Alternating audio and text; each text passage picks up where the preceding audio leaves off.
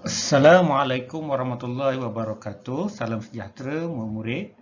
Kita berjumpa lagi dalam pembelajaran secara PDPR bagi mata pelajaran Pendidikan Jasmani tahun 6. Kali ini kita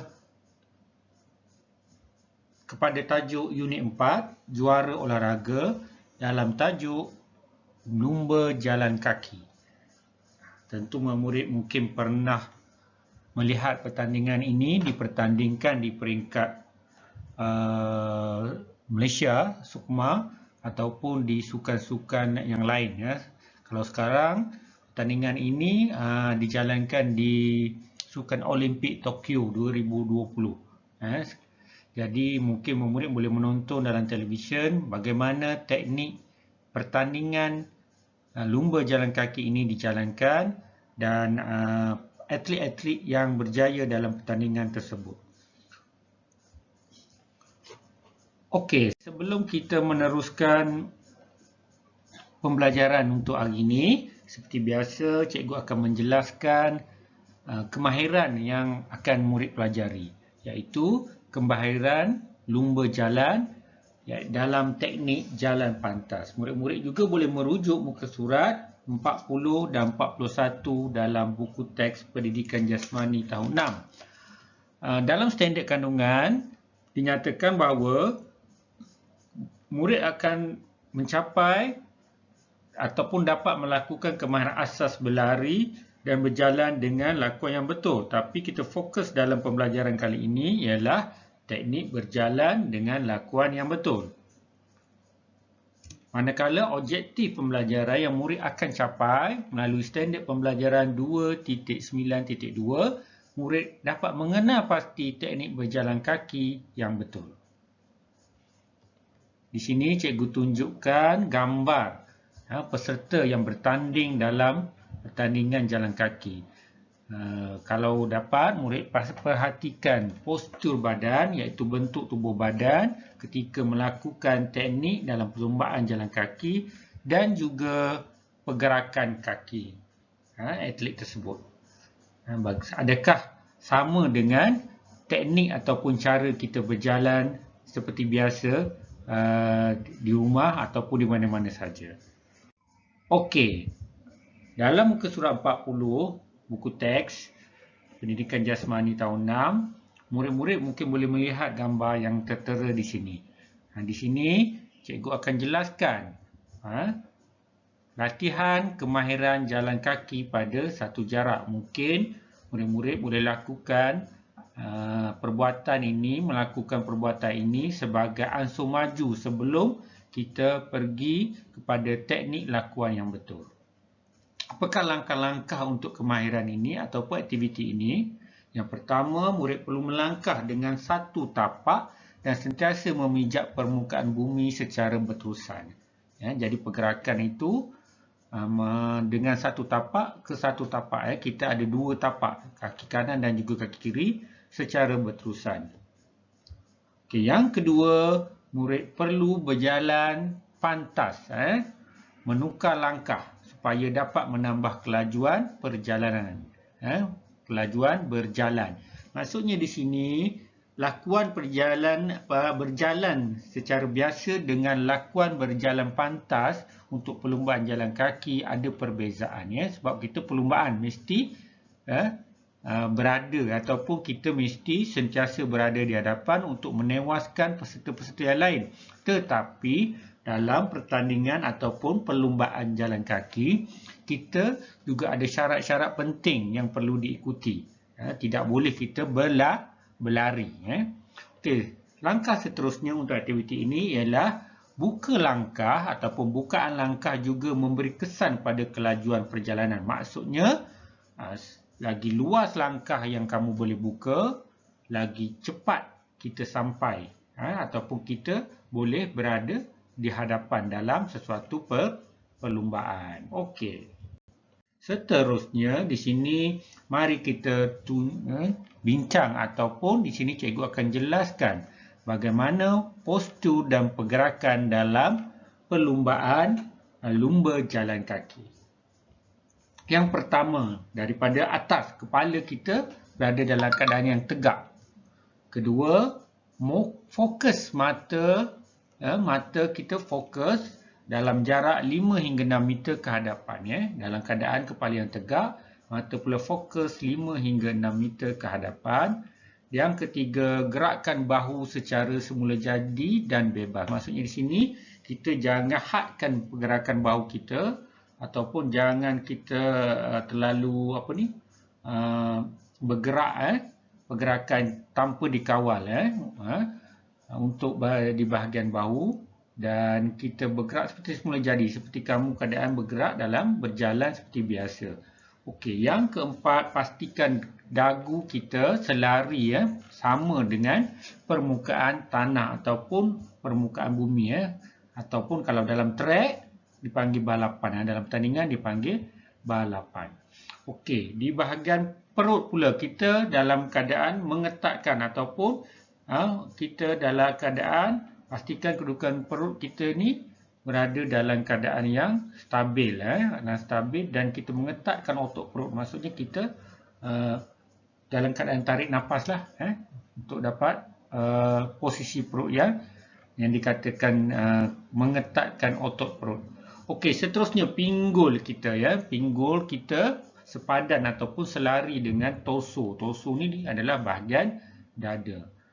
Dan yang ketujuh, kita menghayunkan lengan ataupun tangan dalam pergerakan semula jadi sambil berjalan dengan pantas, sambil berjalan dengan pantas.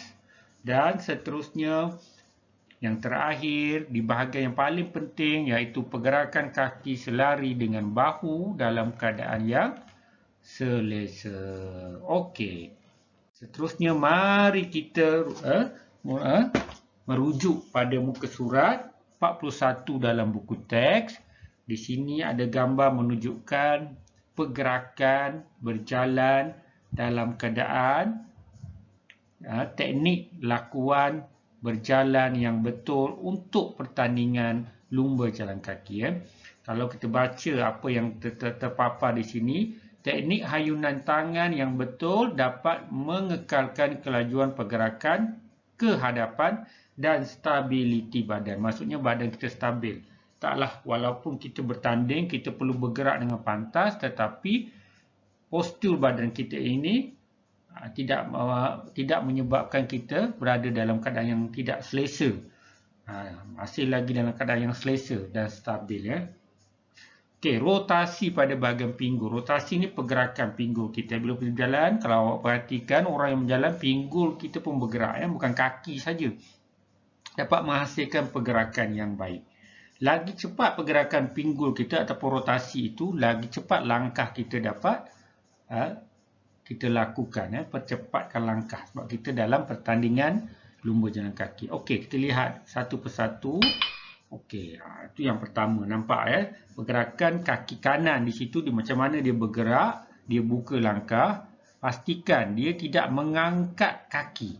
Ini sebenarnya syarat ataupun teknik yang dilakukan dalam perlumbaan jalan kaki. Kaki tidak boleh diangkat. Bila diangkat, terbatal dan kalau kita bertanding, kita terkeluar daripada pertandingan.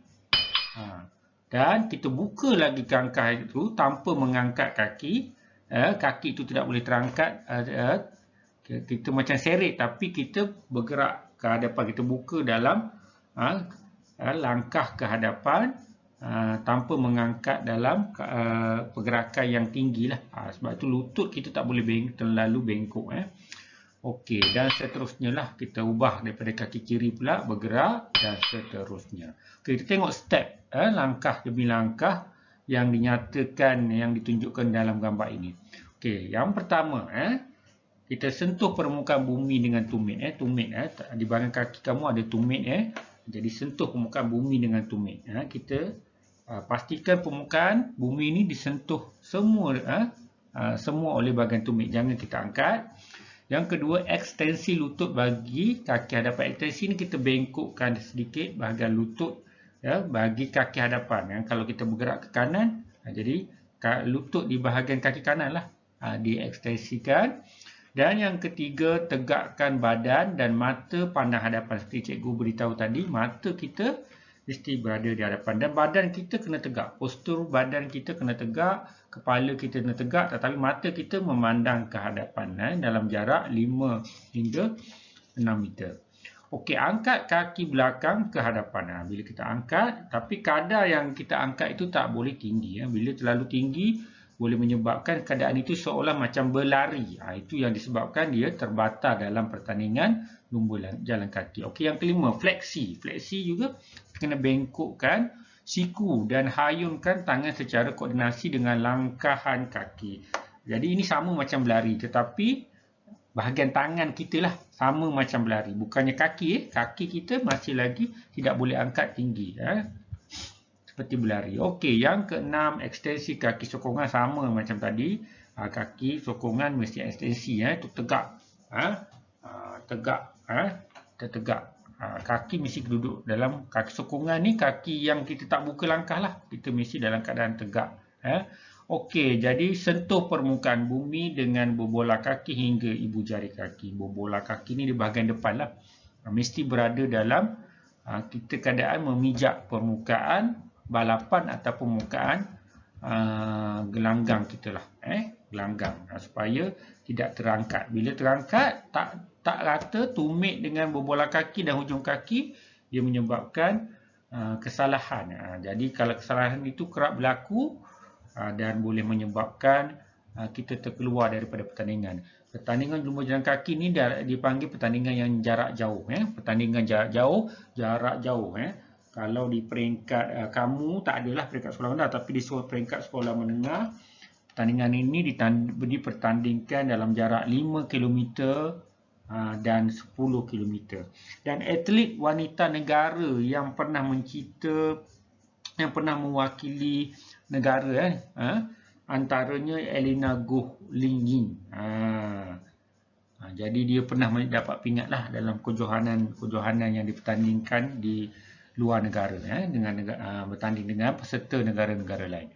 Okey, seterusnya mari kita menonton teknik video teknik lumba jalan kaki, dan di sini juga cikgu akan tunjukkan satu video pertandingan lumba jalan kaki. Okey, jom kita menonton.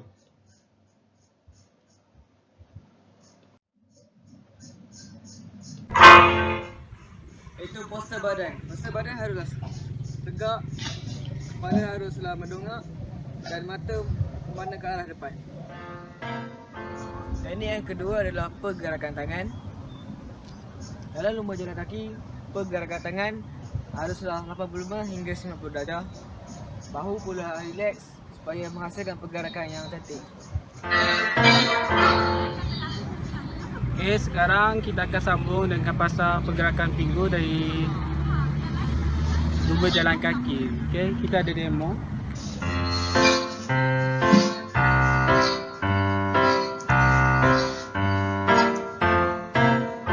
Akhir yang dalam lumba jalan kaki adalah pergerakan kaki. Ini adalah contoh macam mana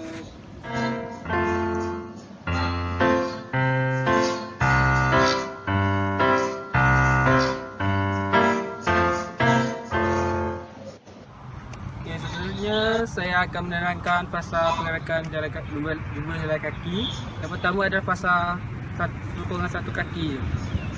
Di mana kaki depan dia kena buat macam ni, tegak. Dan manakala belakang sama juga dulu. Macam ni.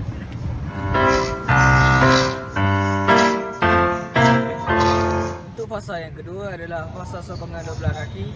Kalau kita lihat, sokongan dua belah kaki terjadi sekejap di mana apabila atlet itu menjejakkan kedua kakinya ke tanah, iaitu dengan tumit dan juga kaki belakang.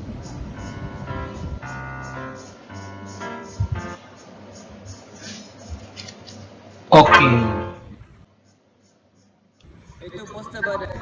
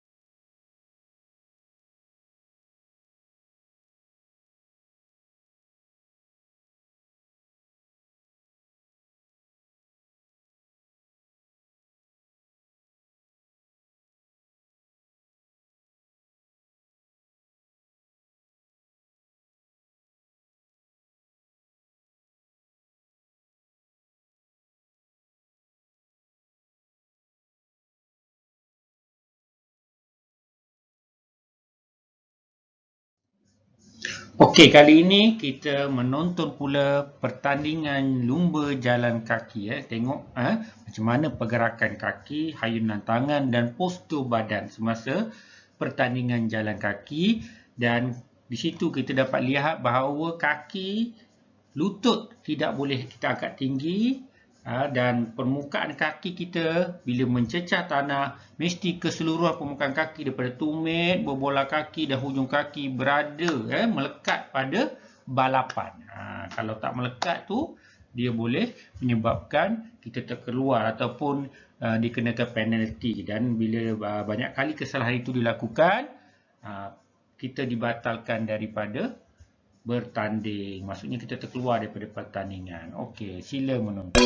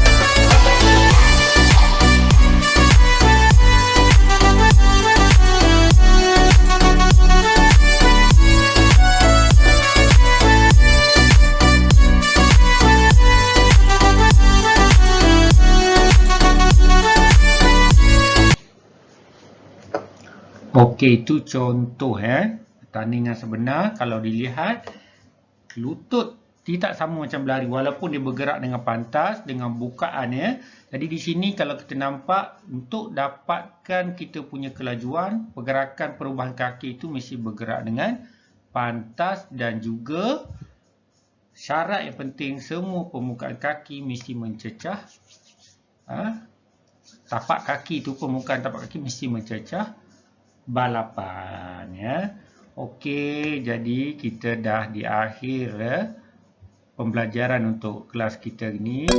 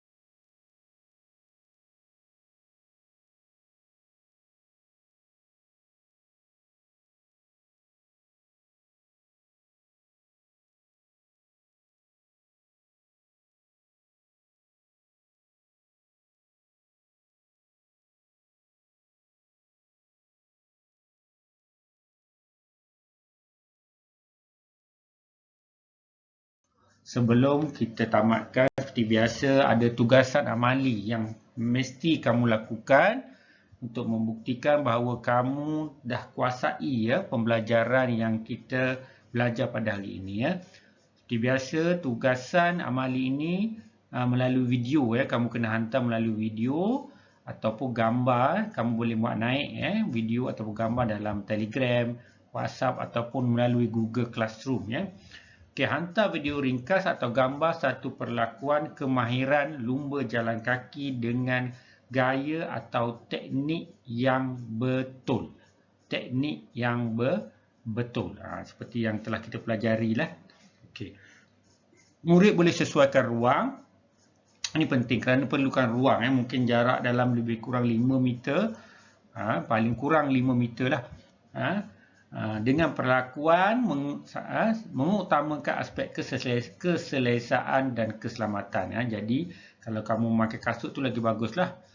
Penilaian skor perlakuan berfokus pada teknik yang betul ketika melakukan aktiviti. Jadi seperti biasa, seperti cikgu nyatakan tadi, saya galakkan kamu menghantar tugasan ini ke dalam Google Classroom. Tapi kalau tak boleh juga, boleh hantar melalui WhatsApp atau Telegram ke talian nombor telefon yang tertera ni. Okey, itu saja. Kita berjumpa lagi pada minggu seterusnya dalam pembelajaran pendidikan jasmani. Semoga kamu berada dalam keadaan sihat dan gembira di rumah. Jadi kita teruskan amalan gaya hidup yang sihat. Sekian, terima kasih. Kita jumpa lagi di minggu seterusnya. Bye-bye.